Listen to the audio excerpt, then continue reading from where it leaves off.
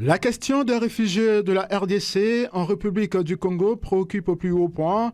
les autorités des deux pays. C'est dans ce cadre qu'une délégation gouvernementale de la RDC, conduite par le vice-ministre des Affaires étrangères de la francophonie Crispin Badou Pandjou, accompagnée de celui des Affaires sociales Modeste Moutinga, a conféré avec Jean-Claude Gakoso, ministre des Affaires étrangères, de la francophonie et des Congolais de l'étranger, en présence de ses homologues de l'intérieur, de la décentralisation et du développement local, Raymond Zéphir-Mboulou,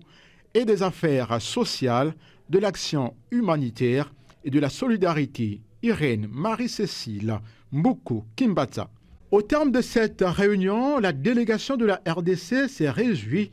de la sensibilité des autorités congolaises sur cette question. Nous avons trouvé la même sensibilité auprès du ministre des Affaires étrangères. Nous avons reçu beaucoup d'assurances auprès du ministre de l'Intérieur qui, par une campagne de sensibilisation que nous allons mener nous-mêmes et par lui-même, nous allons inviter aux Congolais de vivre en paix avec leurs collègues de la République du Congo et surtout de respecter les lois et règlements du pays hôte.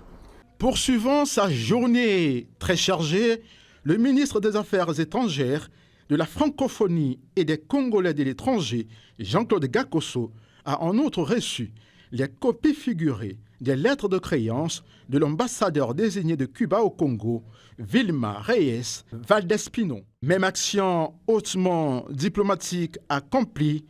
par Madame Simone Knapp, ambassadeur d'Autriche au Congo, avec qui la nécessité de diversifier la coopération entre son pays et le Congo a dominé l'échange avec le chef de la diplomatie congolaise. Et je suis venue avec une délégation commerciale avec des entreprises autrichiennes qui sont venues pour découvrir le Congo et les liens avec le Congo pour faire du business, pour soutenir aussi le business ici au Congo. La présentation des copies figurées des lettres de créance au ministre des Affaires étrangères constitue la première étape importante dans le processus d'installation d'un ambassadeur dûment accrédité par son pays, dit pays accréditant.